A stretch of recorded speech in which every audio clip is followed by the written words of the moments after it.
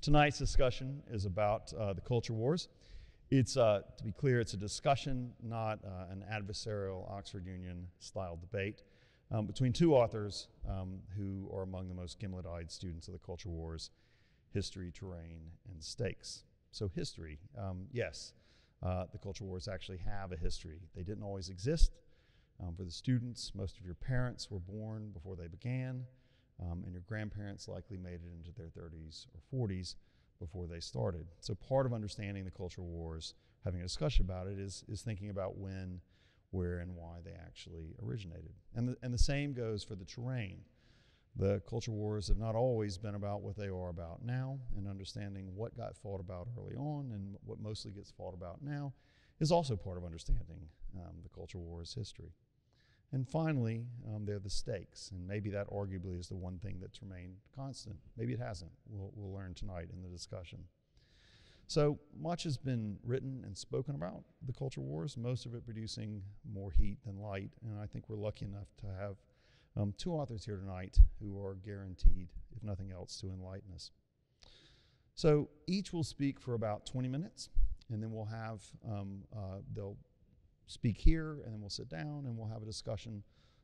I'll ask some questions based on kind of what we've heard, and then we'll open it up to the audience as well. There's one mic that actually works, so we'll be passing it back and forth between us here, but that's kind of how it will go. So James Davison Hunter, he is the LaBrosse-Levinson Distinguished Professor of Religion, Cultural, and Social Theory at the University of Virginia, and Executive Director of its Institute for Advanced Studies in Culture, which he founded in the mid-1990s. James has written a ton of books, 9 so far as I can count, including the book that I think is probably the earliest substantive treatment of the subject, simply called Culture Wars: The Struggle to Define America. And that came out in 1992, before any undergraduate in this room was actually born. His interlocutor is Wesley Yang, and Wesley is an essayist and cultural critic who writes a regular column for the Tablet magazine and is a contributor editor to Esquire. And his most recent book is called The Souls of Yellow Folk, which came out in 2018. And he's written extensively, particularly on his Substack, but elsewhere, about identity politics and what he calls the successor ideology. So they'll each speak for about 20 to 25 minutes. We'll sit down for a conversation, and then they'll field questions from you. So who's bringing you this event? It's sponsored by the Menard Family George Washington Forum. And for those who haven't been, the GWF is a civic education initiative which aims not just to promote viewpoint diversity here at OU, but also to provide a forum where sometimes contentious subjects can be discussed and debated in a reasoned and reasonable way. There'll be a good bit of time afterwards to talk, for you to ask questions, and I'll encourage anyone who has questions to put them to this evening's speakers. As always at the events, questions should be questions, answers should be answers, and both should be civil. So tonight's event, like all GWF's events, is made possible not by public funds, not by student fees, but by the generous donations of OU alumni and grants from private foundations. And for tonight's, I need particularly to thank the Thomas W. Smith Foundation and the Jack Miller Center for their generous support, which made tonight's event possible.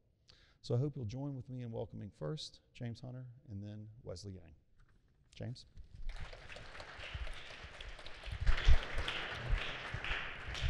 Thank you, Robert.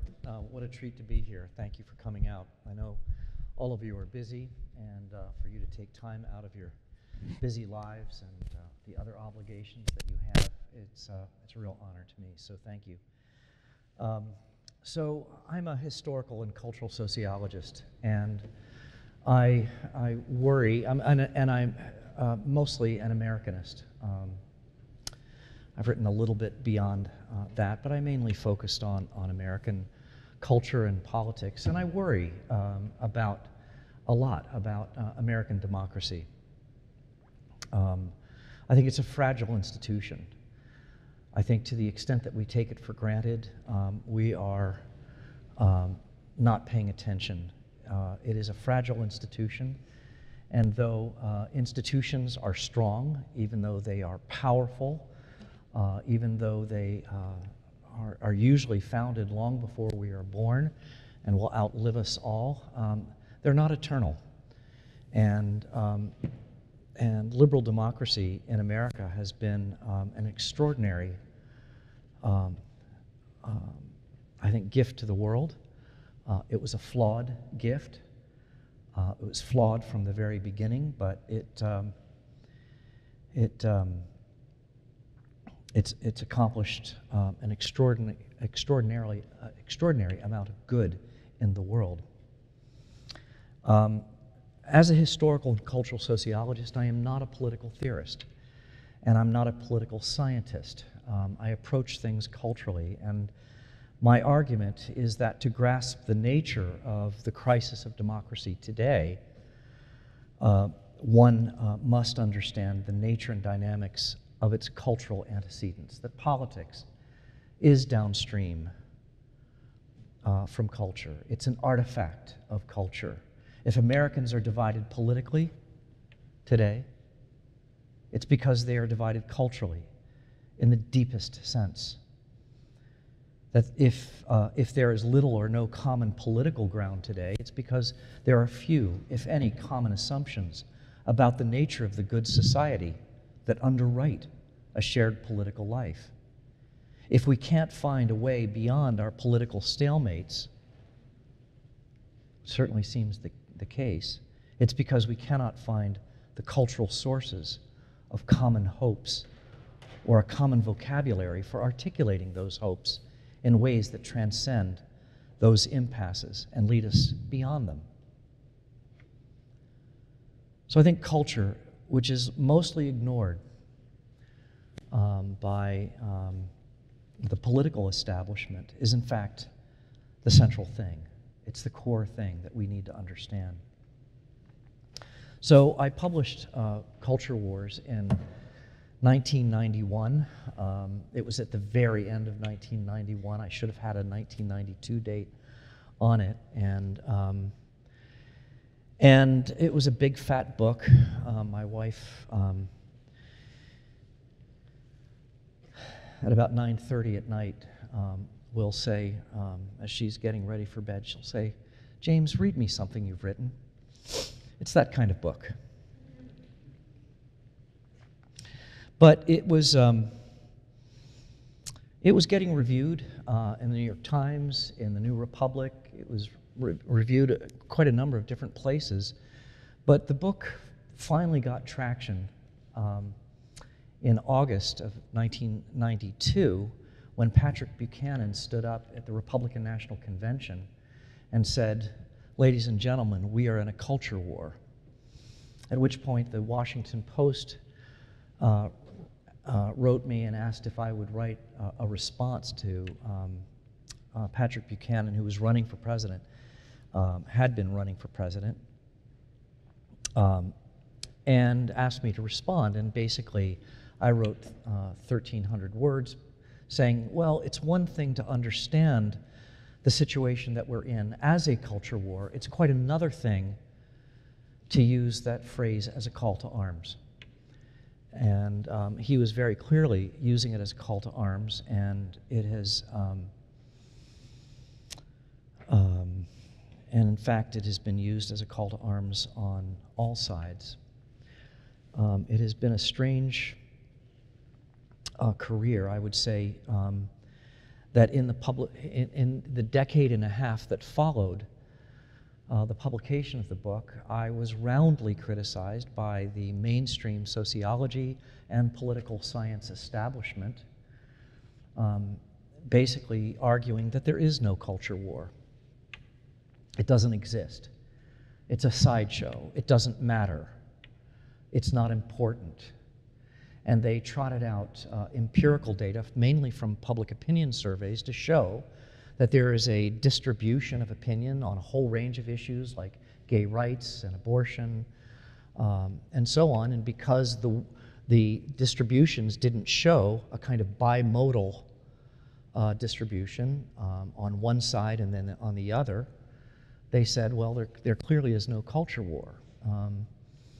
But the book was called Culture Wars, not Public Opinion Wars. And they were reducing, basically, the idea of culture simply to the attitudes and opinions of ordinary people, when in fact this is a conflict that primarily is centered within powerful culture-forming institutions and those who lead them, those who are charged and have, in fact, disproportionate access to the production of knowledge and information. That's where the culture war primarily resides. I was, so for at least 15 years, and in the major journals and so on, I was disputed, but I think I won that one. And I'm not here to say, look, I told you so.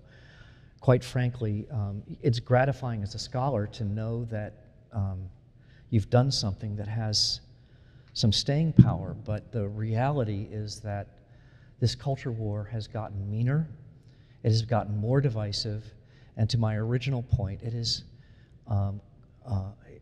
now at a place where it is really threatening the very vitality and future vitality of liberal democracy itself. So what I want to focus on, just with a few minutes here, is to tell you a little bit about where this came from. I'm in the last stages of another book that will not only bring it up to date, but it will frame the whole issue of cultural conflict differently. I would argue that, and I do in this new project, that the issue, quite frankly, isn't about polarization. It's not really about cultural conflict. That's not the real threat. The real threat is that we have no resources, cultural, moral, ethical, political resources, to work through the differences. We are, after all, e pluribus unum, and the pluribus has expanded, and it has become factionalized and polarized. There's just no unum left to work through those differences. So I tell a historical story of what the unum was, again, completely flawed from the beginning, but nevertheless powerful and useful, and productive and constructive in many ways as well, but also filled with contradictions. But to a place now where I think we are experiencing warring hegemonic projects in which compromise, conversation, dialogue, debate simply can't happen. There was a culture war leading up to the 1860s in the abolitionist movement. And it fundamentally was about the nature of black humanity. And I did write a book following culture wars called Before the Shooting Begins, and this is a culture war that in fact ended in the bloodiest war in American history. But I published that book Before the Shooting Begins and gave it its title 10 days before the first abortion shooting, because culture wars always precede shooting wars. They don't necessarily end in shooting wars, but you never have a shooting war without a culture war prior to it, because culture provides the justifications for violence. They give you the reasons for violence. So where did this come from? So I'm an untenured professor at this point, and I am looking around, and I had been trained as, again, a historical, cultural sociologist, but I had an interest in religion as well. And I caught a story that took place at a protest in New York City, in Manhattan, at a Planned Parenthood clinic. And at this Planned Parenthood clinic, there was this protest that had an unusual cast of characters. It had about a dozen or so Protestant evangelical and fundamentalist ministers. It had about a dozen Catholics. There was a bishop, a monsignor, a couple of priests, and several nuns, a number of nuns. And then there were a couple of rabbis. And it sounds like the beginning of a joke, right? But if you know anything about Western history and American history, you know that anti-Semitism is deeply ingrained in its history. Jews need not apply. They couldn't get access to elite education for decade after decade. On the margins. The same with Catholicism. Even more so in some respects with Catholicism, because Catholics constituted such a large part of the of the population that immigrated in the 1830s, 1840s, and 1850s. There were school wars where Catholics who wanted to send their kids to public schools, but the public schools were all largely evangelical, right, and sponsored by the state. And they said, listen, if this is a pluralistic society, then allow us to read the Catholic Bible and not just the King James Bible. And if you're not going to do that, then fund Catholic schools. Well, they ended up funding their own schools, which many Protestants didn't like, and there were the great school wars of the mid-19th century that left quite a number of people dead, churches burned, schools burned, and so on. So, and you can't understand the history of the 19th century, especially not just education, not just immigration itself, but also labor. The discrimination toward the Irish, toward any Catholics, was extraordinary. So anti-Semitism and anti-Catholicism were deeply ingrained within American history, culture, politics, and social life. But now, in the mid-1980s, you have Catholics, Protestants, and Jews standing side by side, protesting at an abortion clinic, and ultimately being arrested together and taken to the precinct to be booked. Well, just visually, this is an extraordinary thing. Again, against the backdrop of that history. The great divisions in Western history, at least religiously, was the division caused by the birth of Christ, which divided Jews from Christians, ultimately, and the Reformation, which divided Protestants from Catholics. Now, what was it that was bringing together conservative Protestants, conservative Catholics, and Orthodox Jews? It was an extraordinary thing. It was blowing my mind. So, let me circle back around to that in just a half a second. So, again, as someone who's interested in the social, on the nature and constitution of any social order, how it holds together, what pulls it apart, and so on. Up until this point, certainly within mainstream academia, there was the sense that the categories of political economy, of social class, economic interest, labor, were the main categories by which we understood the division between left and right. It was where you stood on the surplus wealth of the nation and whether it should be redistributed through the government or whether it should be kept by capitalists and so on. And these were the basic categories of left and right, and they again fell along the lines of the axis of political economy. And those categories of left and right were useful for most of the 20th century as long as they reflected that dominant axis of political tension. But with the collapse of state socialism abroad and the disarray of the labor movement in the late 20th century, philosophical Marxism in the academy was collapsing as well, and Keynesianism at home was also under stress. The explanatory power of those categories had weakened. Indeed, it's striking just how an adequate social class as a variable, for that matter, the categories deriving from political economy, how inadequate they were in accounting for the variance of these conflicts that were emerging over sexuality, over gender, over abortion, over funding for the arts, and so on. and this is again not just true in the United States, but mainly true in the United States, the axis of tension that the terms left and right originally described was just not salient in making sense of political conflict and social change as it once was. And neither was the standard demographic data, the staple of sociological practice. Education and residence accounted for some part of the variance, as did gender, though there were highly educated and moderately educated people on all sides of these issues. Same with urban dwellers. They could be found on all sides of these issues.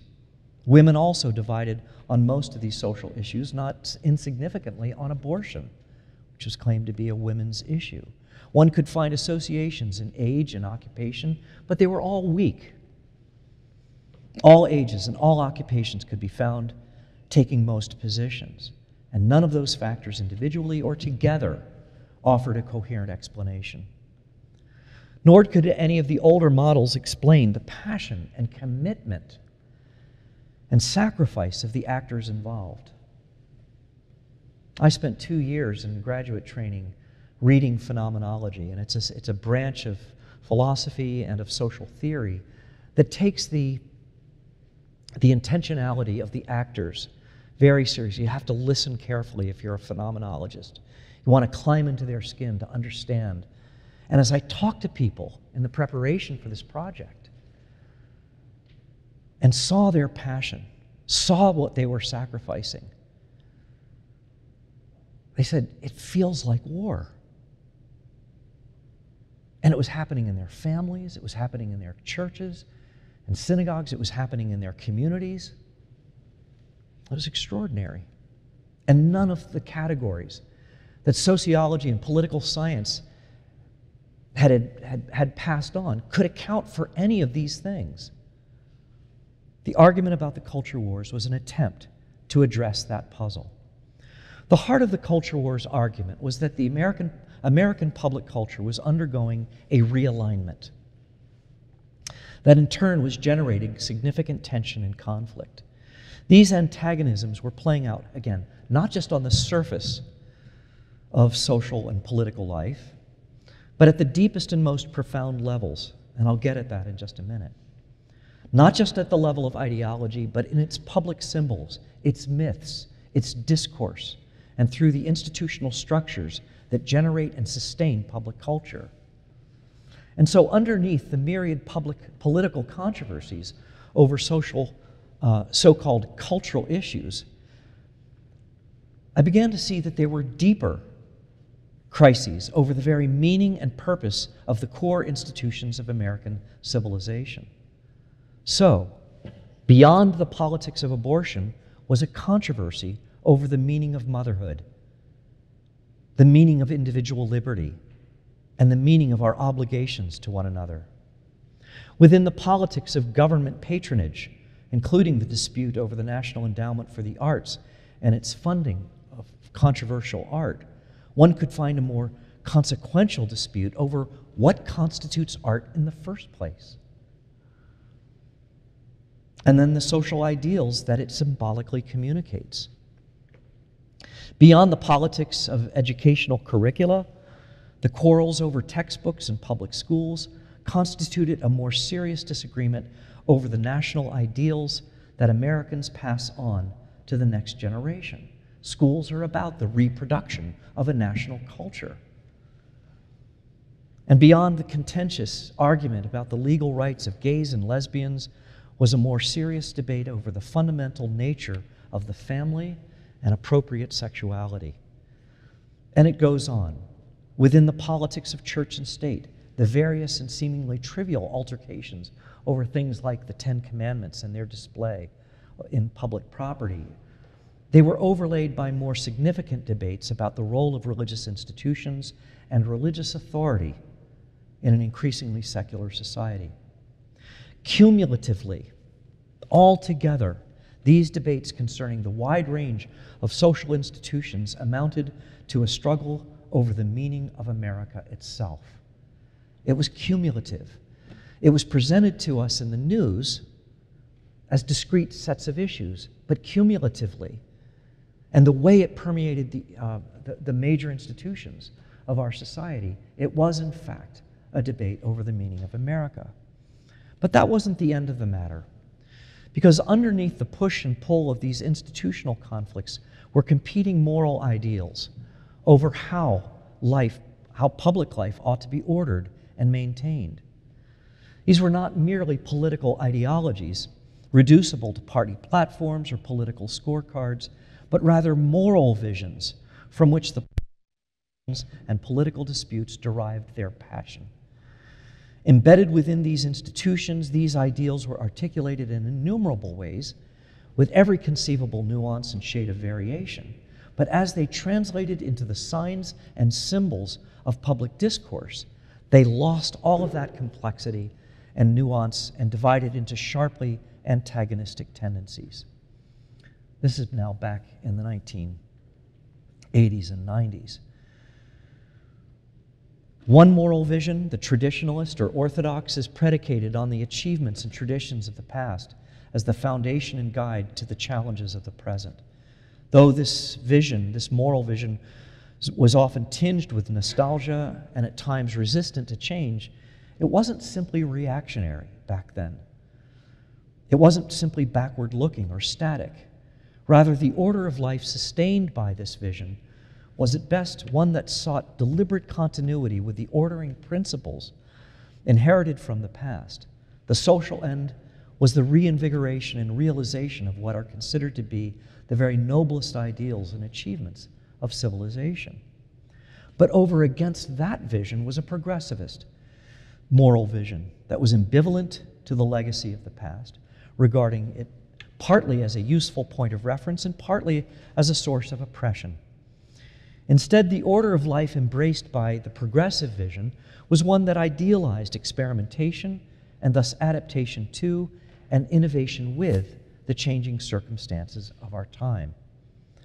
Although sometimes marked by traces of utopian idealism, it wasn't merely an uncritical embrace of all things new. The aim of the progressivist vision was a further emancipation of the human spirit and the creation of an inclusive and tolerant world. But here again, as we go deeper from the policy to the institutions to the moral visions, there's yet more to say. Because underneath the public policy disputes, the institutional crises, the conflicting moral visions, there were and are different and competing understandings of what in fact is real and the means by which we can know what is real, a conflict over what is good and true and the means by which we can know these things. Here too, among citizens and within institutions, one could find nearly infinite variations. But as they become transformed into a grammar of public discourse, one could discern two different and competing impulses. Animating one side of the cultural divide was a sense of ultimate reality that was rooted in transcendent authority. That's what was uniting the Jews, the Catholics, and the Protestants. It was the sense that, for all of their vast differences, they believed that our understanding of the good life and the good society and the means by which we account and hold society and our lives to account is by this transcendent authority.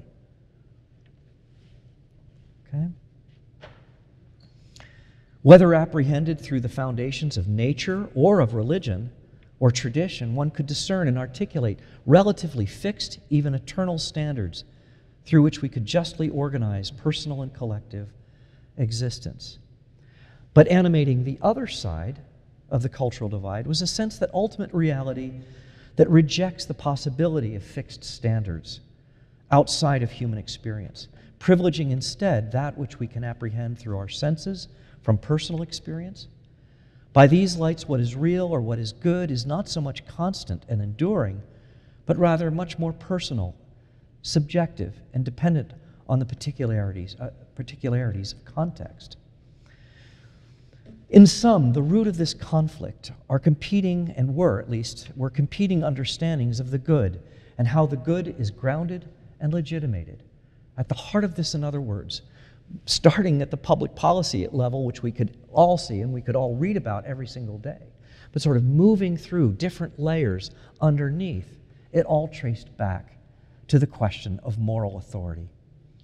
These understandings were reflected in competing moral visions and the discourse sustaining those visions, and in turn these were manifested in competing institutions, their elites and interests.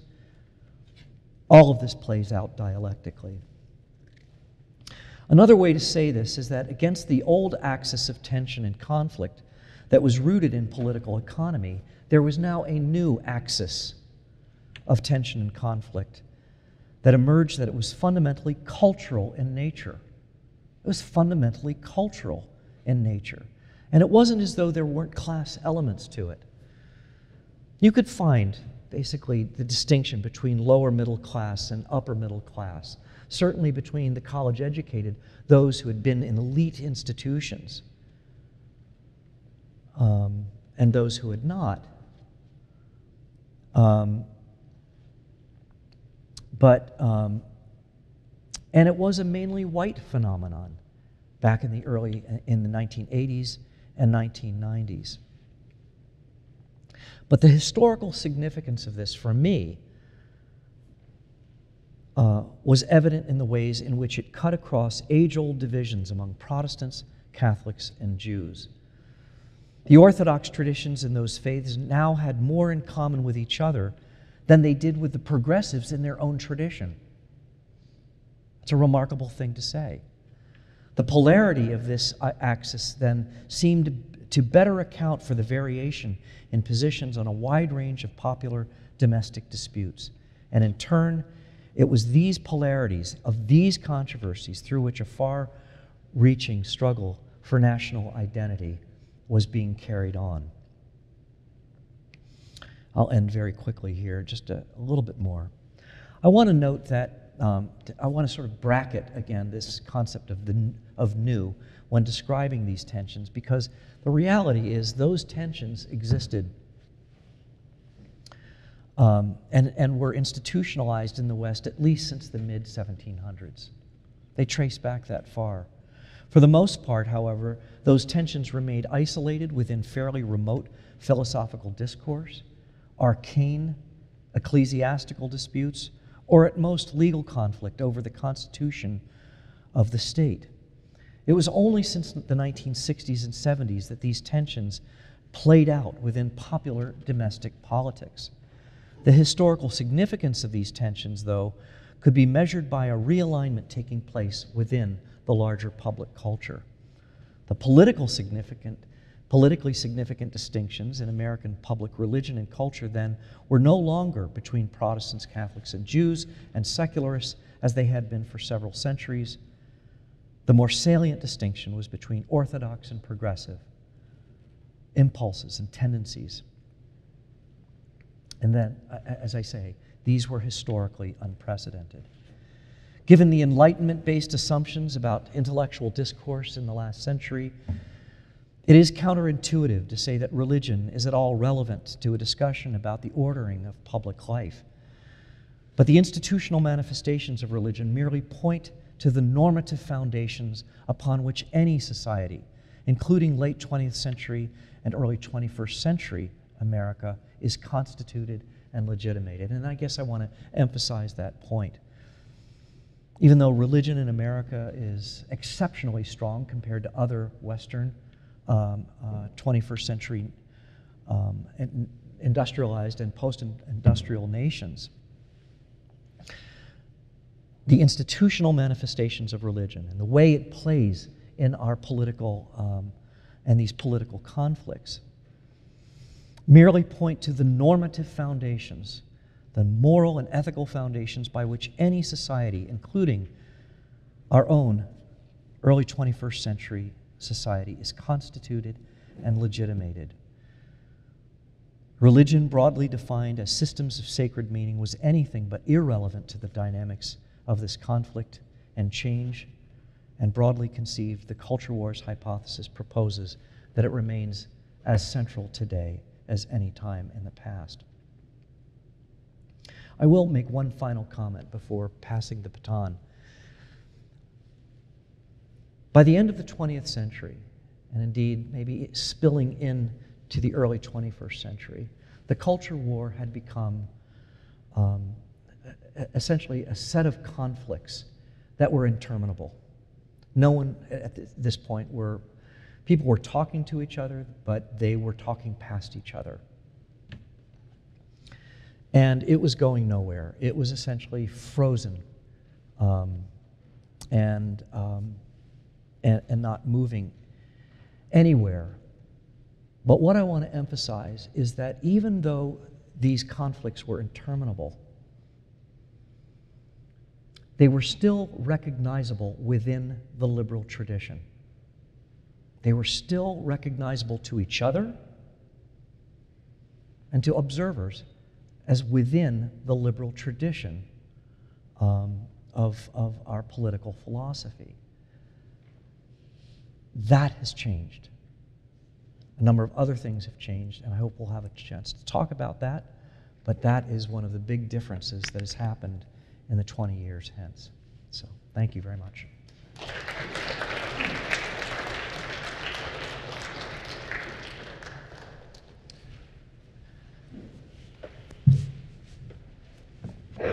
Okay, thanks very much, and thanks for that talk. I'm going to begin just by reading a few documents that will give you a sense of this sort of synthetic term of convenience that I have coined in order to refer to what is often referred to as wokeness, but I call it a successor ideology.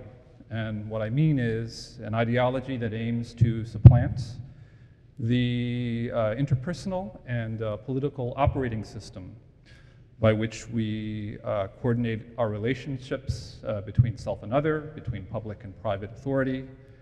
And it is a new, all-encompassing, fully articulated set of legitimizations and justifications for the exercise of both public and private power.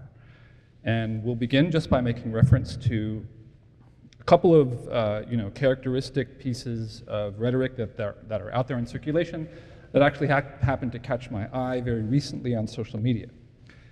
And this refers to a piece of video that was recently posted by the conservative activist Christopher Rufo, where he had a piece of tape showing University of Minnesota medical students swearing an oath to, quote, honor all indigenous ways of healing that have been historically marginalized by Western medicine, and to fight white supremacy, colonialism, and the gender binary. It's the linkage of white supremacy, colonialism, and the gender binary that is distinctive of a new ideology that has taken shape in recent years, and it's an ideology that doesn't really have a name. But it is the locus of a new progressive consensus that if you work almost anywhere in institutional America, at a university, at a nonprofit foundation, at a grant-making institution, or even from a new layer of mediating professionals who work within human relations, HR within private corporations, who you have been exposed to this probably in your inbox, various proclamations on behalf of the CEO or the leadership, referring to events in the news, and pledging a kind of fealty to a world in which the fight against white supremacy, colonialism, and the gender binary seems like a single struggle in which public entities derive their authority in proclaiming themselves to be engaged in the fight against. This was language that was derived from academia, and that those who are familiar with certain, obscure, that was once confined to certain obscure departments within academia, but that became pervasive only in the last 5 years or so. And I'm going to quote here a statement from an interview by a professor named Robin D.G. Kelly. He's a Marxist, I guess he's a kind of post-Marxist historian of American slavery, a much honored figure. And he gave an interview that ended with the following peroration that, to my mind, is a kind of as close as you can get to a single canonical statement of what the successor ideology is, how it views the world, and what it suggests. Okay, here we go. Reparations are easier than decolonization, which is the answer to the question of where do we go, how to exit. In the United States, where the structure of colonial domination is completely shrouded in liberal multiculturalism, neoliberal homilies about freedom, colorblind discourse that undergirds criminalization and white supremacy, enabling 400 years of state-sanctioned serial murder to continue with impunity, power cannot be unseated merely through violence. But we have no choice if we want to save the planet and free ourselves from liberal humanism. Decolonization, however, requires the abolition of all forms of oppression and violence. It means disbanding the military police, opening borders, opening the prisons, freeing the body from the constraints of inherited and imposed normativities of gender and sexuality. It means ending war entirely, and that means the end of America as we know it. So this is a kind of overall synthesizing view of America and, in fact, the world as a series of interlocking oppressions in which the privileging of the white over the non-white, of the male over the female, of the gay over the straight over the gay, of the cisgendered over the trans, is seen as a kind of unity of oppression, a series of interlocking oppressions that are pervasive within the very structure of our language, built into the design of institutions, baked into the structure of reality itself. Now, this was a view that was highly productive in the 80s and 90s of a certain kind of discourse, because you could look at the world and you could see white supremacy anywhere, and that could be the basis of your career as an academic. This was a cottage industry. There used to be debates within the left between a materialist left and that would scoff at the language game played by a certain kind of academic leftist. 20 years later, we now know who was right. We now know that manipulating the meanings of words can be tremendously transformative in our understanding of reality. And in the design of institutions and the actual outcomes that we encounter. And so the last 5 to 7 years or so have seen the mainstreaming of these ideas, their movement from out of certain academic backwaters, not just into circulation within the culture industries and within the domain of American culture as a whole, but particularly within K-12 pedagogy. And so I'm going to quote here from another thing that Chris Rufo put out. He got access to some of the materials available, calling for the San Diego Unified School District to adopt the principles of academic queer theory and translate them into K-12 pedagogy, with the ultimate goal of dismantling heteronormativity, promoting a constellation of new sexual identities such as genderqueer, non-binary, pansexual, and two-spirit. The materials that he reads go on to argue that sort of racism, classism, heterosexism do not exist independently. There are multiple forms of discrimination, interrelate, creating a system of oppression against which the remade of the public school system is to engage and struggle. So this is an extraordinarily new way to talk about things, and an unusual way to talk about things to K-12 students. And this has summoned up the latest episode in the culture wars. This has summoned up parent activists who have begun, appearing at meetings, running for school boards, seeking to prevent the teaching of this kind of divisive rhetoric to their children. Now, anyone who has worked in any professional setting over the last 2 years has probably been exposed to to diversity training in which they were sat down and they were told that objectivity, individualism, a sense of urgency, all of them are constitutive parts of what are referred to as white supremacy culture. And so this is in keeping with the idea that the basic institutions of meritocracy and so forth are fatally infected by something that will always keep non-white people down relative to white people. Now, there is a problem with this, and this, of course, has to do with the fact that academic meritocracy, for the last decade or so and increasing levels, has generated an ever-increasing gap in performance between Asian Americans and white people in favor of Asian Americans.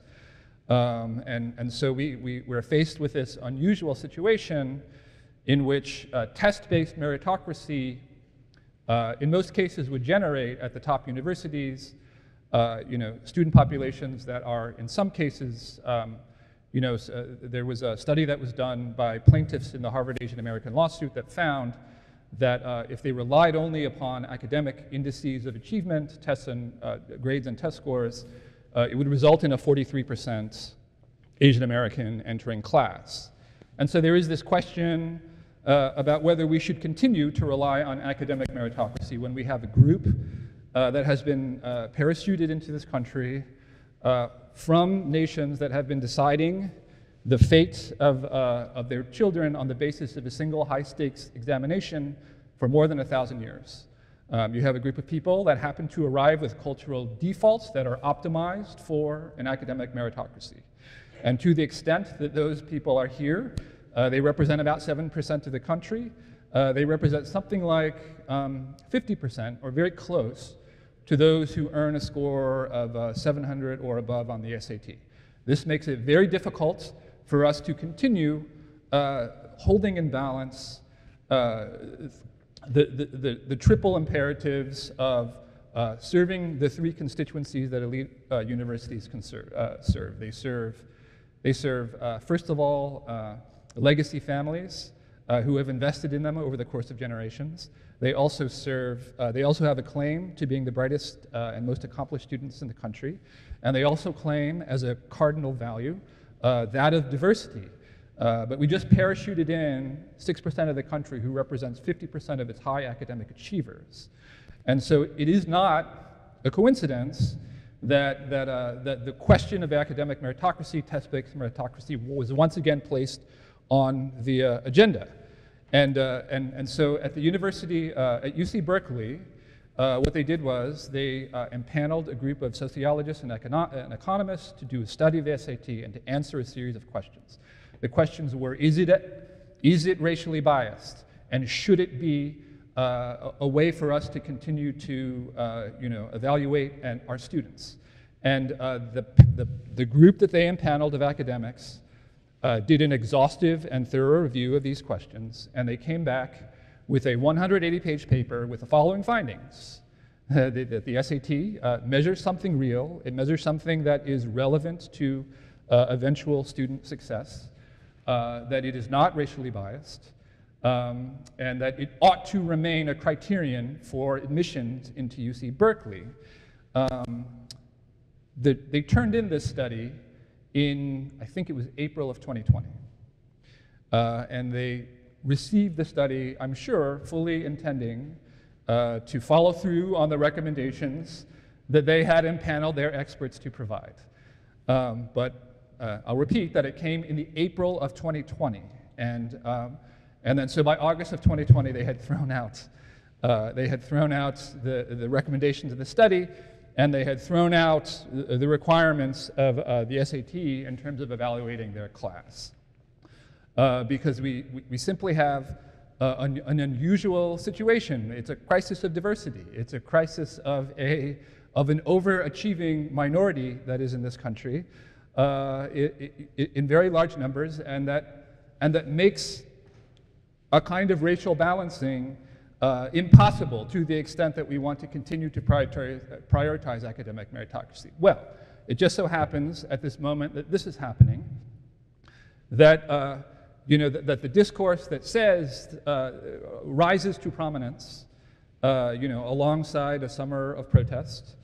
If you looked at the bestseller list, right, in the summer of 2020, there would be the New York Times bestseller looks, 20 books, beginning with number 1, White Fragility, number 2, How to Be an Anti-Racist by Ibram X. Kendi, a book that says, among other things, that the only cure for discrimination in the past is discrimination in the present, and includes the statement that where there are racial disparities, there is racism. And wherever there is a deviation from a distribution of those involved in any desirable activity that does not match the overall national demographics of the country, and of course there is no area of the country in which this is true, there we see racism. And so long as this dogma remains in place, there will always be work to do in pursuit of diversity, therefore justifying the expansion of a class of those who have been included into the system for the purpose of calling for greater diversity within the system. And so I want to quote from a couple of other things here to talk about what that kind of conditioning that I just described to you, the one that millions of white-collar employees were subjected to after the summer of 2020, in which they were told that objectivity and individualism and the system of property rights are all forms of white supremacy that involve the domination not just of non-whites, but of the non-cisgendered and other groups, was conditioning people to accept. It was letting people know that there was a new consensus that our ruling institutions had produced. And I'm going to refer here to a draft of a piece that will be appearing on my Substack, written by a professor of medicine, referring to an episode that you may or not be aware of, which is that in late 2020, the Advisory Committee on Immunization Practices, which is the influential subgroup of the CDC, whose vaccine guidance shapes US policy, deliberated on a series of competing COVID-19 policies. One strategy, vaccinating the elderly first, minimized death, because the elderly were most likely, by orders of magnitude, most likely to die of COVID. Another approach, vaccinating younger, healthier, and more diverse essential workers first, led to death estimates up to 6.5% higher. The ACIP recommended the latter strategy. They chose the strategy that resulted in more death. And they chose the strategy that would actually, in absolute terms, result in more Black death in order to make the total amount of death more equitable. So you're going to kill more of the people that you claim to be protecting in order to arrive at a more equitable, more racially equitable balance. Kill more Black people in order to kill more white people, and call that equity. So that's one episode. And the other one I'm going to refer to is, state governments around the country ended up having to establish policies in order to engage in a kind of triage when monoclonal antibodies that were effective against COVID came into circulation. There wasn't enough of them. They had to design a protocol that would allow them to prioritize on the basis of various characteristics. So the Minnesota Department of Health prescribed a point system in which merely being BIPOC, Black, Indigenous, person of color, was worth 2 points, the same as diabetes or being over 65. New York State adopted a similar policy, making Paxlovid available depending on some risk factors for severe illness, but non-white status in itself would have to, would count for just as much. A Utah state framework for dispensing monoclonal antibodies gives non-white race or Hispanic Latinx identity 2 points, more than hypertension or chronic pulmonary disease. And so according to this rubric, a healthy 18-year-old black person would be ahead of a 64-year-old white person with chronic pulmonary disease. When these were publicized, they were reported on only by the conservative press.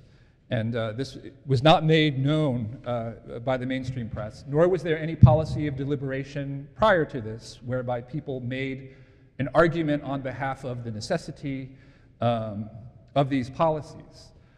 These were outputs of a non-electoral political process happening within bureaucracies, driven by a kind of employee activism that is the engine of what I call ideological succession. We have junior employees who have come to believe that the struggle against white supremacy and the struggle against the gender binary is a compelling, moral necessity and moral emergency that we must fight at any cost. And they are fighting this not by going into the streets and engaging in activism, although there is a connection, but by engaging in a distinctive new form of activism that combines the efforts of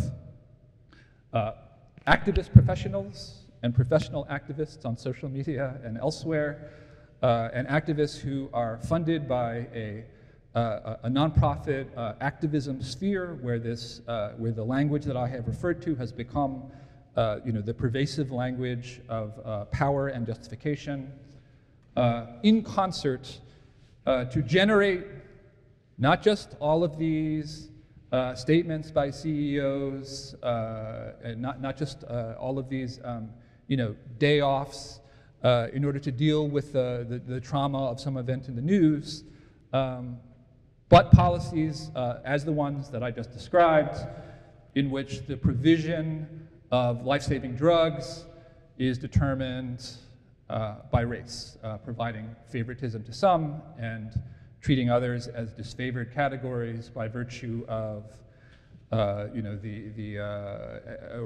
reparative policy by virtue of the violent history in which whiteness is made to speak. I wrote a kind of synthetic paragraph that recapitulates some of what Robin D.G. Kelley said.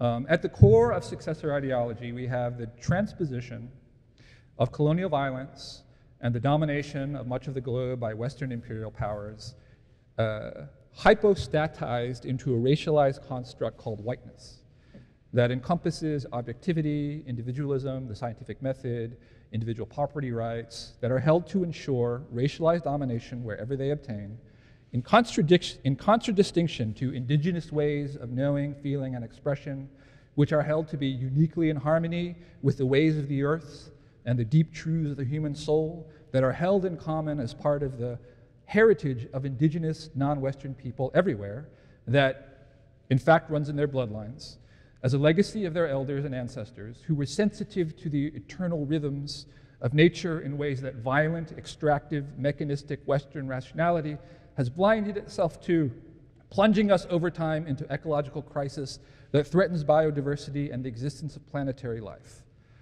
Susan Sontag put this memorably in an essay written in the 1960s, The White Race is the Cancer of Human History. This was a view that was modish on the New Left at a certain point. It was an interesting academic construct. It is now something that is being taught in grades K through 12. And it has therefore emerged as a flashpoint in the culture wars. I'm writing a profile of Christopher Rufo, and he's a right-wing activist who is behind, people call it the moral panic over critical race theory, but he provides copious evidence on behalf of the fact that this, had once been a kind of way of analyzing, the continuation and the persistence of racial inequality after, the end of Jim Crow and after the resumption and the creation of affirmative action programs. So the replacement of, formal white supremacy, which Jim Crow was, by a system that aimed to be reparative, but not reparative to the degree that one sought to actually equalize outcomes. And we now, of course, have a vice president, not just a candidate, but a vice president who speaks in terms of equalizing outcomes. And so there's a new language of equity replacing that of equality of opportunity, where she explicitly says, we're going to have to give more to some in order to make up for the fact that disparities continue to exist. We've gone from taking a kind of analytic tool saying that facially race-neutral policies can end up having racially disparate effects, which is certainly true, and we've turned it into a set of dogmas that says wherever there are disparities, there can only be one explanation for it, and wherever there is that one explanation at work, there must be a policy of, for example, dismantling tests, for example, giving out life-saving medicines by race.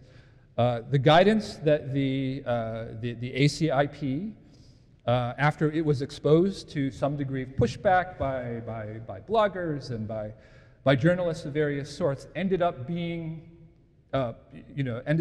pulled back. But that did nothing to prevent the distribution of Paxlovid by race. Now, in fact, did that mean, in principle, or did that mean, in fact, that any white person in America who needed a monoclonal antibody didn't get it because of that rubric? I don't know. I don't have the answer. There is nothing that has been reported by the press to this effect. But what the declaration of the policy demonstrates is that in terms of the consensus of our ruling institutions, we have already crossed the line. We have already, the kind of resistance to this kind of policy, and the understanding that this kind of policy is racially divisive and politically inflammatory has been lost, because anyone who is anyone that the makers of these policies cares about supports the policy. And the only entity, in the United States that is going to do anything about them may be Stephen Miller's legal foundation or, some person who will be framed as being on the far right, and whose very opposition can be presented as a kind of vindication, right, on behalf of the rightness of this policy. And so you have these figures like Tucker Carlson, who will refer to these policies, who will say, this is not in keeping with our American values. This is not our understanding of what the Civil Rights Act of 1964 was supposed to produce. And these figures, by virtue of the fact that they say them, will tar any opposition of this, as itself being merely, a figment of the culture war. And because the story about what happened with monoclonal antibodies wasn't reported by the mainstream media, and there was no debate where anyone had to stand up and make a defense of these policies, it was simply entrenched into place through a non-electoral process of policymaking. When Donald Trump made reference to this, people referred to him as engaging in conspiracy thinking, in riling up racial tension by referring to the fact that medicines were being prioritized on the basis of race. In fact, they were. In fact, he was correct. But anyone within the mainstream media and those who are informed by it had not been apprised of this fact. And this is a significant part of the ideological secession. So right now, for example, there are policies in 18 states whereby schools, teachers are being instructed to engage in the social transition of students and to keep that information away if the child wants it, from their parents. So they're assigning new names, they're using new pronouns to children who say that they are trans-identified. They affirm them immediately, and they're doing this without parental notice or consent. And this is an issue in Virginia. The elected governor of Virginia recently, issued an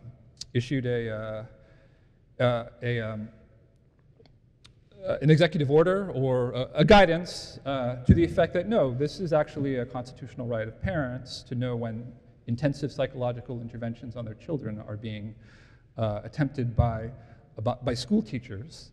And parents have a right at minimum to know. This was a policy that did not, and if you go back, you see that policies such as this have been written into state guidelines as early as 2015, throughout Blue America. And it happened without any deliberation or debate, without any argument that parents by default should be seen as dangerous to their own children, that schools have an authority to hide significant information from them. Of course, as we all know, you have to get a permission slip in order to visit a local museum or to see a hockey match with your school.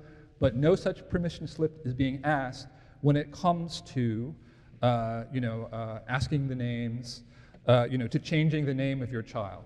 And not just changing the name of your child, but actually continuing to refer to the child by the prior name with the parents so as to deceive them about the fact that this psychological intervention is happening at school. It's an example of policies that were entrenched into place, policies that beggar the imagination, relative to our understanding of the purposes of American public institutions and American public education. But it is an idea that emerges from the idea that the gender binary is something that must be dismantled. So each one of these proclamations that sound like, you begin with your land acknowledgement, you go on to say that we must struggle against these various hyper-objects. It sounds like empty rhetoric, but in every case, it results in a policy outcome, and it results in an overall orientation of the direction and nature of education, and it is being carried out as a result of a pipeline of teachers into the school system who have been taught to accept the precepts of the successor ideology as axiomatic, who are then teaching the precepts of this ideology as axiomatic, and that seeks to create a whole new understanding of what it means to be an American. And so this puts us in a very tricky situation. It's produced the hand-to-hand kind of struggles that are happening in school boards across the country, including in Virginia. But it also produces events such as recently in Arizona, the legislature voted to give a $7,000 a year voucher to every student in Arizona. So this is a long-standing goal of the school choice movement. It is a goal that for decades was pursued and for decades was a pipe dream, could not be obtained. But the combination of sort of teachers' unions imposed COVID closures of school, in many cases for a year or more in some places, as well as the bourgeois moral revolution from above, whereby key tutelary institutions have taken on a sectarian approach to the education of young people and their understanding of this country and of their relations to one another that is broadly rejected by the American public. And something that sort of Chris Revo always says is that these are all 70-30 issues on what he refers to as radical gender ideology, what he refers to as critical race theory, and think back to some of the rhetoric that I just referred to before. These are all issues that are 70-30 issues, will cease to be 70-30 issues, of course, if a rising generation of young people are taught these precepts as axiomatic. And that's why the culture war has come to a new pitch We have medical associations, as well as the school board, writing to the Department of Justice, saying that those who criticize us, those who show up at meetings, among them are those making threats. There are unhinged people. There are domestic terrorists in our midst, and we want them to be investigated. And so it is, it is one of the areas where we have a very minatory, inflammatory rhetoric. And it is one upon which politicians, and I think the American public, will not be able to avoid taking sides, because institutional America and those who are in a position to decide have in fact reached the conclusion that the gender binary is a form of oppression that we must struggle against. And whether or not that is ultimately true is not a question that has until now been subject to any deliberative process. But the deliberative process is going to happen, and it's going to begin. It's going to be on the ballot in various places in the year 2020. It'll be on the ballot in 2024, and it's going to keep being on the ballot. And so, I began looking at the successor ideology back in 2019, when for the very first time, I saw that every member of the New York City, every employee of the New York City Board of Education had been subjected to a diversity training in which objectivity and individualism were framed as aspects of white supremacy culture. I don't think anybody knew, and I didn't know at the time, that soon, I refer to it as a kind of copy-pasted piece of rhetoric that travels through the culture.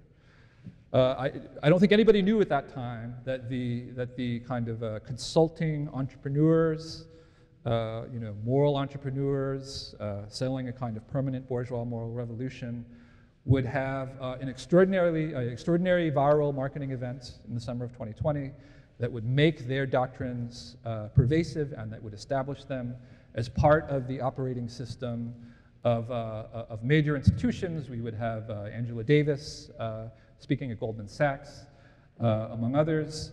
And there would be a mutual co-optation of those sort of putative radical anti-capitalist militants on the street, and those at the commanding heights of global capitalism itself, who would see reason to endow powerful institutions with the moral suasion and the power of moral enforcement that this specific doctrine would arm them with.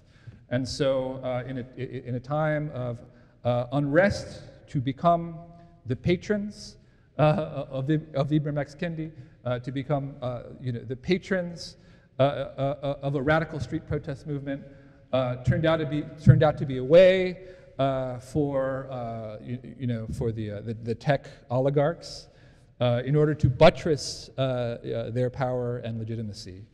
A very strange and counterintuitive developments, and yet those who are familiar with the history of real revolutions as well as astroturfed bourgeois moral revolutions from above should recognize is actually, oh, it makes perfect sense. There's a reason why they did it, and you think about why they did it, and of course they did it for that reason. I don't think anybody had a plan going into this that we would arrive at this outcome, but we have in fact arrived at this outcome, and the question now is, to what degree can normal politics sort this out for us? And of course we are in the season of abnormal politics, where election denial has become pervasive on behalf of one of the political parties, and the other political party is explicitly and formally pledged to the dismantling of the gender binary, to the sterilization of gay and autistic young people, which has been reframed as protecting trans kids, and to the keeping away from parents of basic information of intensive psychological interventions that are being done on their children. This is culture wars at a very high pitch. Only time will tell whether normal politics is going to solve this for us. But it certainly is, the more one looks at it, a kind of question about the meaning of the country, that the politics and the culture in years to come, will determine. Thanks so much.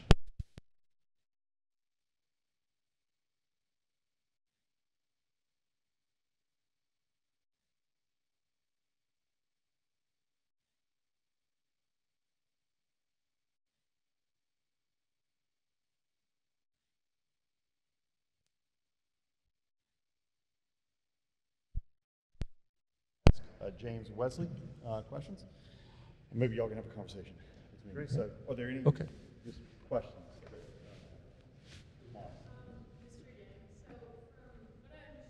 Could you stand up? Just, it'll be easier for everyone to hear. From what I understood, part of your argument was that there are hegemonic elitist regimes that pose as being part of the collective of American society, and then impose based on these unethical standards that come off as being equitable to different issues we have in the culture wars.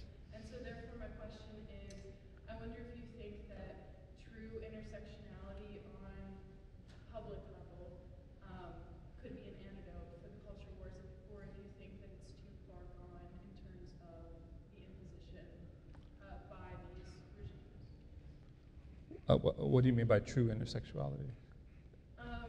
As in, like, different cultural groups banding together on, like, the local level or on the public level against these regimes.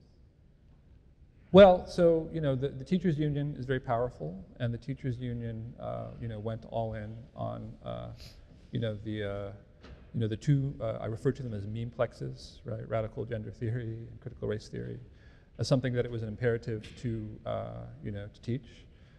But there has been political backlash, and so the National School Boards Association, I think like half of their membership seceded and stopped paying them, because this is a fundamentally sectarian vision of American culture that can't actually encompass the country as a whole, and so there was widespread defection from that institution, and we're going to see widespread defections from those institutions.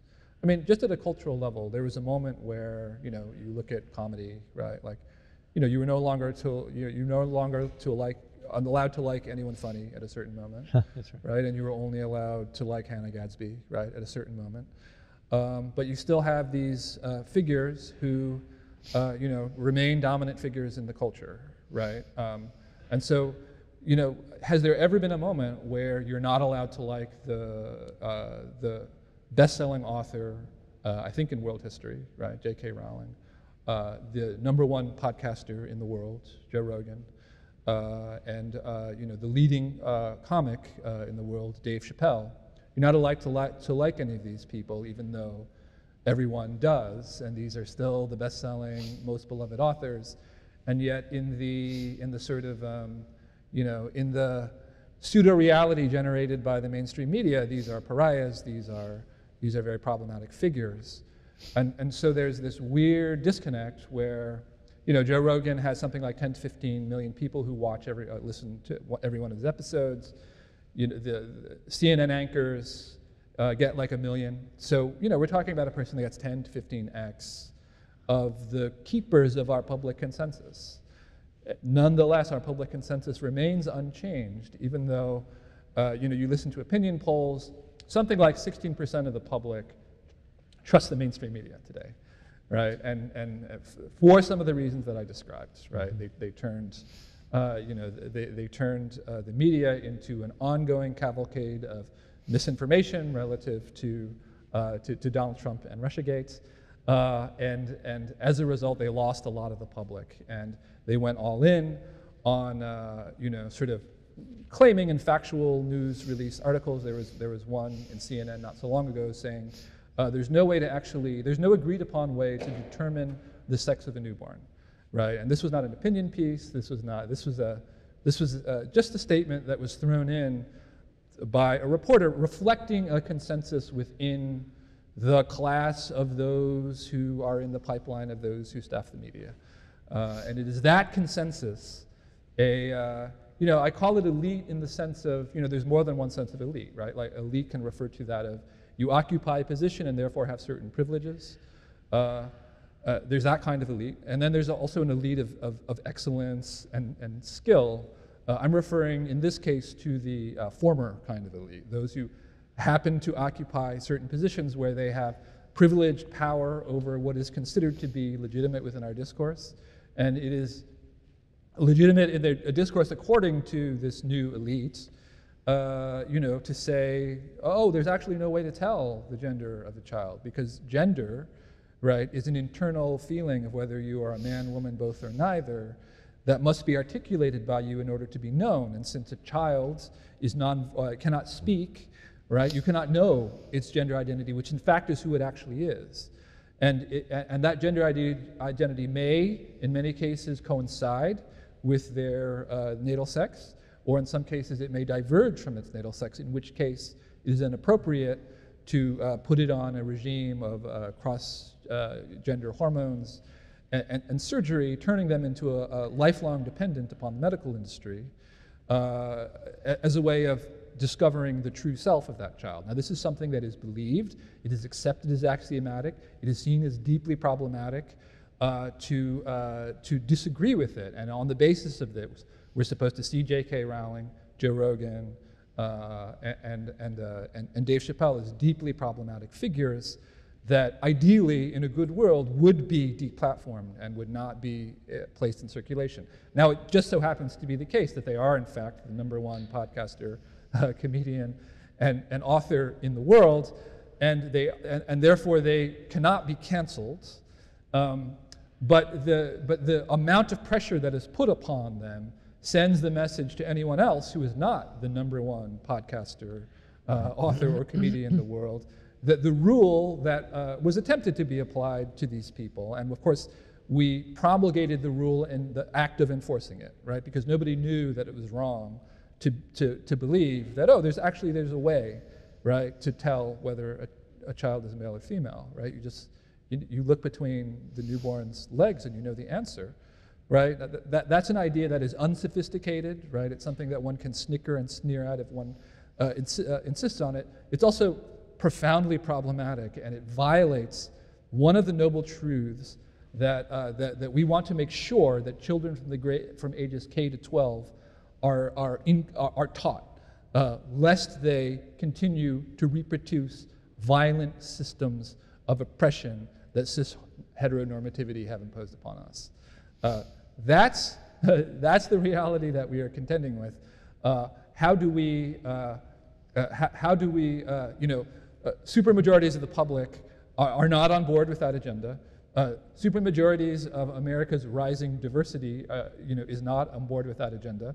But how is that going to actually work out in practice? Because, recently the House of Representatives, they removed gender non-inclusive language such as mother, father, right? And replaced it with parent. This process of reconstituting our language in order to remove all traces of violence and oppression will go apace.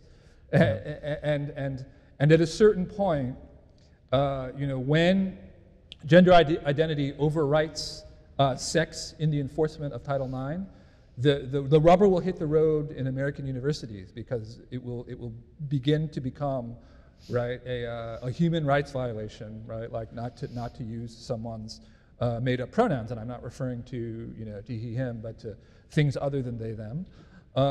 It will become an opportunity for discipline by the university. It will become a civil rights violation, right? Not to play along in these games, and this is the point at which we will see, a whole new conception of government put in place, and as that. The things that we see in isolated moments, a male-bodied person, right, like dominating the NCAA swimming meet, This will become pervasive. It will no longer just be a thing that we see in an isolated incident, a zany piece of news. Yeah. It's going to be part of everyone's lives. And what happens then, I don't have an answer to. So just 2 seconds. Yeah, just 2 seconds. You know, what Wesley is saying at one level sounds alarming, but something he said that I want to highlight, it was a small thing he said in passing, but I want to highlight it, that supports the very thing, the case that he's made. Those who have dissented within various organizations to the successor ideology, they are the ones who are leaving.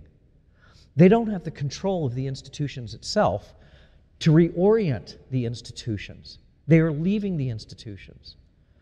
So, you know, presently right now, the center of American politics has simply fallen out. And there's nothing, and that's an illustration of it, that even within these institutions, those who would dissent feel like they have to leave. They don't have the authority. And that's why, that gives enormous credibility to the picture he's just painted. So thank you.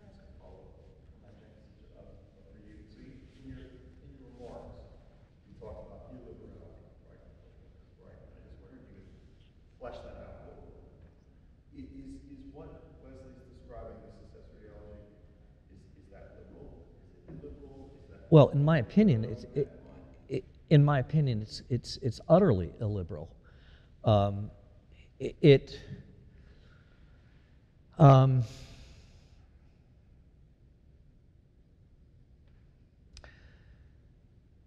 Yeah, I mean, there's so many ways to approach this, and they all take a long time to unpack, and I won't do that. But in the current project I'm working on, it is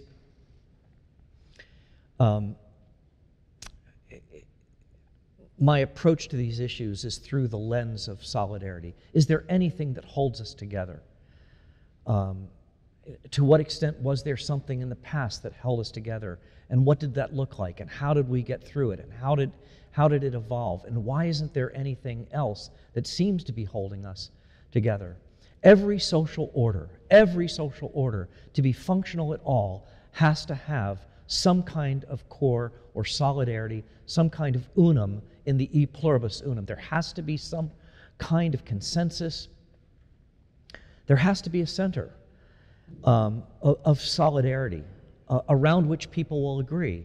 And if it can't be generated organically from the bottom up and the top down, kind of the dialectic of top down, bottom up, if it can't be generated through democratic processes, it will be imposed authoritatively and coercively.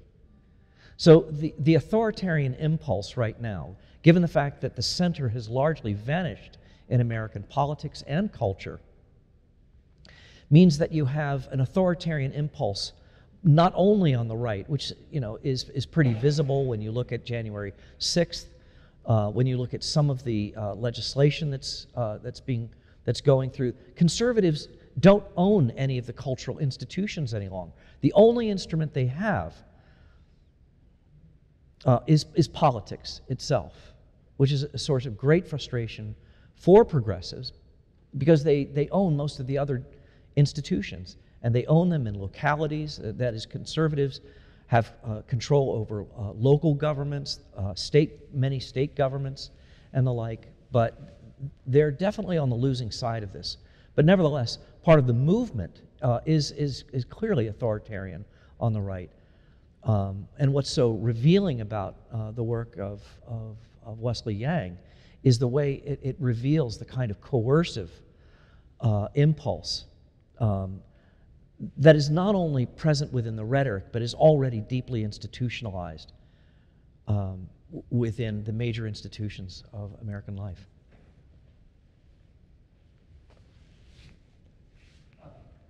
Dr. Hunter, I was reminded as we were talking down culture and how it goes down to different levels to a vision of human flourishing, basically, of another 1991 book by William Conley, where he identifies the paradox of identity and difference, saying that any vision of identity presumes and assumes a difference with others. Right, sure. And so I was wondering if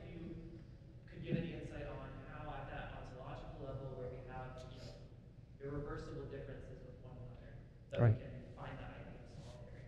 Right, right. Well, look, solidarity is both affirmative and negative.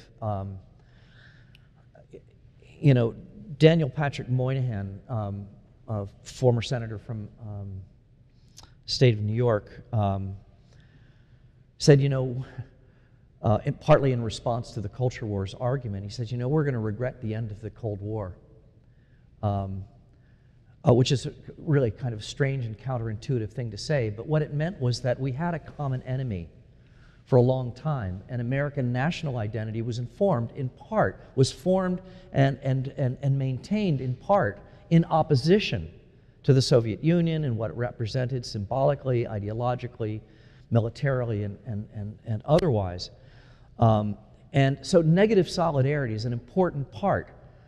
Again, Nietzsche was, I think, one of the first to say it, that identity is formed through negations, but it's also formed through affirmations, common loves, common affections, a common fate. We live together and we share a common fate. But affirmative solidarity in America has largely disappeared, so far as I can tell. And negative solidarity, since there are no enemies outside, well, Putin for the time being, maybe China, but it hasn't crystallized like the Cold War did with the Soviet Union. But negative solidarity is now turned in on itself. So competing voices, competing factions within American politics find solidarity among themselves by opposing the other. So, yeah, it's a recipe for ongoing polarization into the future. You know, for a brief moment, the nation came together after the Twin Towers came down. Again, a form of negative solidarity, but that lasted, what, 6 months at most. There was a kind of a unique moment when, I mean, it wasn't strong in my opinion, but I think the country came together in opposition to Russia's invasion to the Ukraine. But that seems to me provisional, and it could break apart pretty easily. We'll see what happens through the winter months.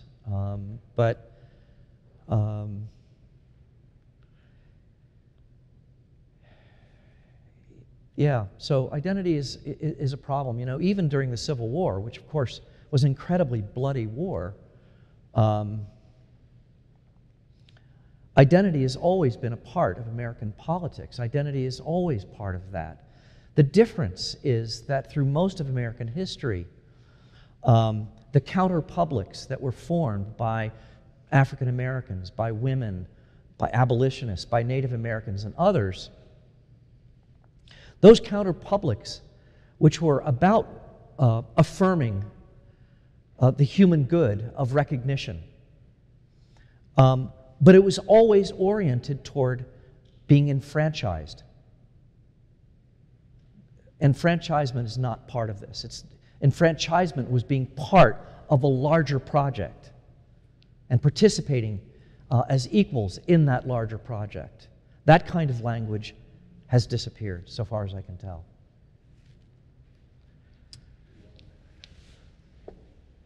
Here's just to both of you.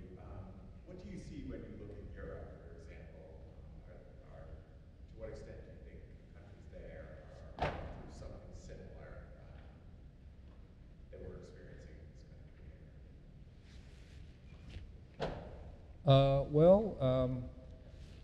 You know, at the high level, they certainly are. There's an emergence of, you know, populist politics, and in response to, you know, what is regarded as unaccountable, you know, political authorities, structure of EU elites and bureaucrats that stand over and against the people, and that have,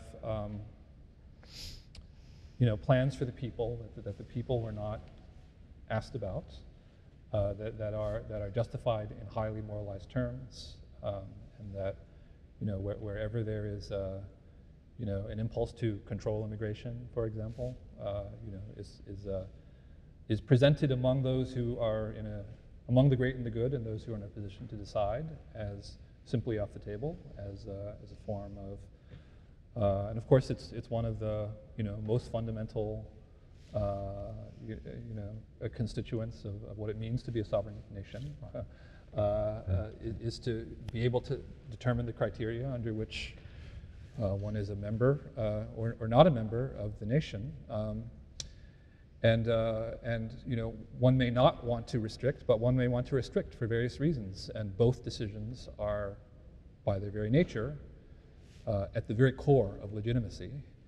Yeah. But there is a consensus among those in a position to decide, a consensus that aligns both with certain economic interests, but that also has a moralized dimension that moves in concert with it and serves as its sort of, serves as its advance man, right? That makes it so that we cannot even form the question, which then creates, when a significant amount of the public has a different view from something that the legitimate political establishment is not going to represent, then someone, to the extent that the polity is democratic, will see political opportunity and will propose themselves to represent that faction of the public. In many cases, it's a majority of the public. In the United States, it doesn't seem to be. But in a lot of European nations, it is a majority of the public that wants a position to be taken. And if no one respectable will do it, someone unrespectable will do it. Mm-hmm. And so what has happened there is happening here. And it's a very similar phenomenon. Yeah.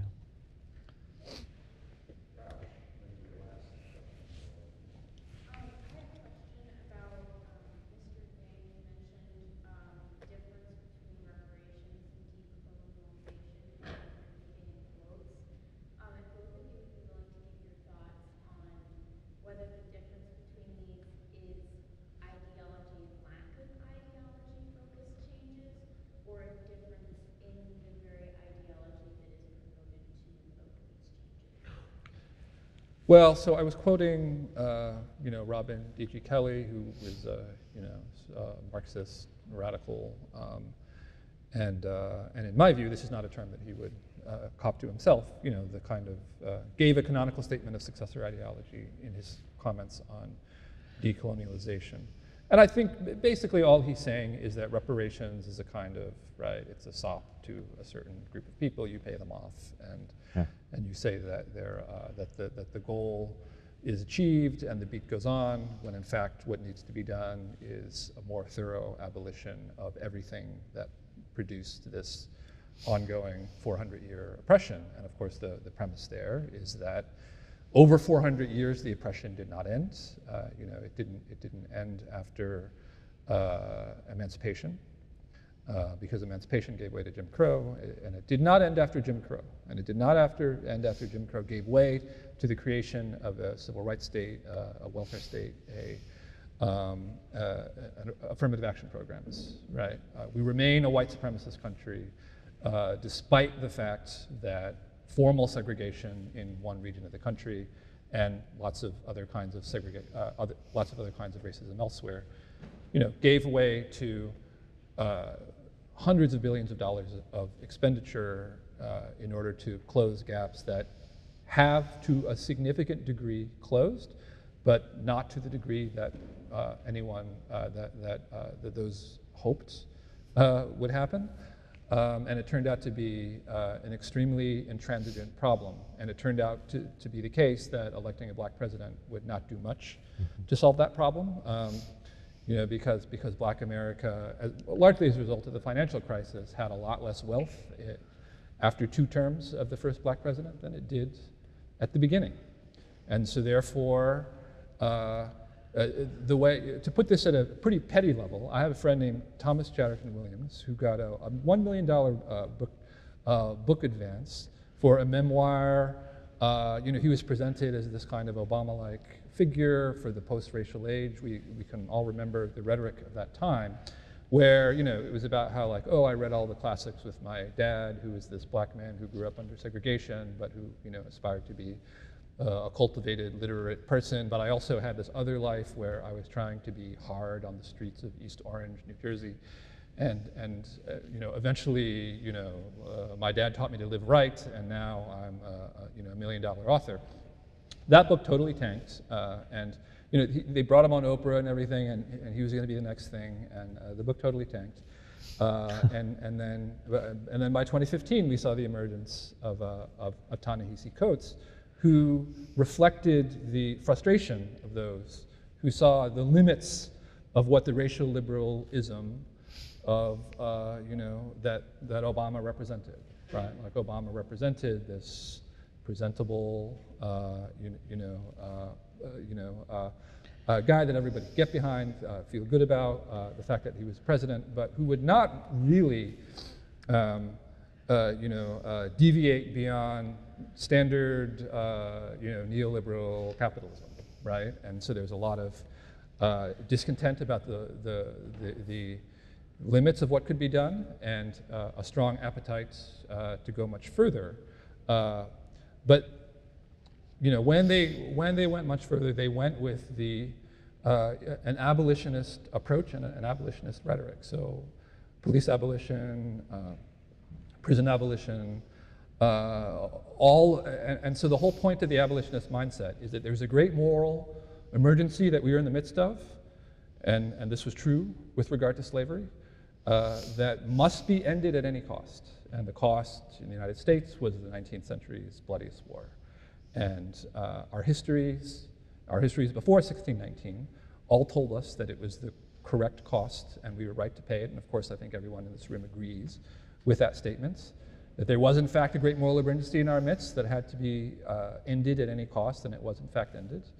But now we have a group of sort of professional activists who have a different analysis, and who are committed to the finding of new moral emergencies that must be thought about in terms of no trade-offs. And when it comes to policing and prisons, there's actually not a way to think about that doesn't involve trade-offs. An abolitionist mindset is not going to work in that setting. Yeah. And therefore, the defund and the abolition rhetoric lasted about 18 months before Democrats had to backtrack on it, because it could not survive opinion polls within the black community that showed a supermajority of them supported more policing, especially after we saw, I think perhaps a trebling or at least a doubling, in the number of murders on the streets of American cities in the wake of everything that happened. And even if it turns out to be the case that police, in spite, just decided to stay in their cars because, even in the worst case scenario about the police, because they were being big babies throwing a tantrum because everyone was mean to them and called them bastards for 2 years. What it proved, even if it was done out of malice and spite, it showed that the amount of police activity actually has an effect, right, like on the number of people that are killed on the streets of American cities. Yeah, right. And that has been demonstrated, and how we get around that, one does not know, but at a very minimum, we do what the National Democratic Party has done, which is to give up on this abolitionist language and treating something that is a matter of trade-offs in blood as if there are no trade-offs, and as if it's simply, we can refer to the existence of these institutions as a form of violence and oppression. Well, it's not so simple, and that's something that we learned. Yeah, just, may I? Okay, well, there is, within your question, I'm not impugning your motives at all, but I think you're asking for clarity. But in some of these proposals that you talk about, there is a kind of latent apocalypticism, which manifests itself as we just need a clean slate. We need to burn it all down and start over again. We need a clean slate. And to me, this is a manifestation of radical pessimism. It is essentially a viewpoint that has given up on the future. There are no really constructive proposals that are realistic, sort of operating within, trying to build consensus towards something better. It's just let's burn it all down. And that kind of apocalypticism is certainly present on the left, but it's also present on the right. And again, it's one thing to have those kinds of voices if there's also a robust center within which these kinds of voices can get mediated or relativized or worked through in some ways. I'm not saying it's all bad necessarily, because there are some things that really do need to be overturned. I think that's true in any society. But not everything needs to be burned down. There's some things that we want to preserve, that are worth preserving. And we need the discernment to know what those things are and how to defend them. There are other things that need to simply be reformed. But when so much of the rhetoric is the last one, which is, we just need to burn it all down, revolution, etc. To me, these are voices that have essentially given up on the future. And to me, I think we're at a point where we are, because I think that we in fact are witnessing the emergence of yet another common culture, which is ironic, but it's a culture of nihilism. And it is, and the heart of it is a kind of destructive impulse. And I don't know how you walk that back. Not easily, and particularly when you see the asymmetries of cultural power right now. I think we're in a very dangerous moment. Shall I leave it on that happy note?